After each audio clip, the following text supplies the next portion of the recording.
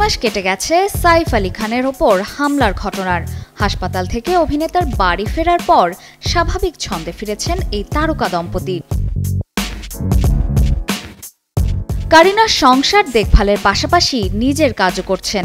19 ফেব্রুয়ারি রাতে অভিনেত্রী নিজের কয়েকটি ছবি শেয়ার করেছেন। তবে ছবির থেকে বেশি আকর্ষণ রয়েছে তার পোস্টের ক্যাপশনে, যেখানে কঠিন সময় কাটিয়ে ছন্দে ফেরার কথা উল্লেখ করেছেন কারিনা। অভিনেত্রী লিখেছেন, অন্ধকারের পরে আলো আসে, নেতিবাচক বিষয়কে পেছনে ফেলে আনন্দে মেতে উঠুন। আমার প্রিয় মানুষদের সঙ্গে ভালোবাসার মুহূর্ত উদযাপন করছি। ভালোবাসা দিয়ে সবকিছু জয় করা সম্ভব। বুধবার রাতে পারিবারিক বিয়ের অনুষ্ঠানে যোগ দিয়েছিল পুরো কাপুর পরিবার।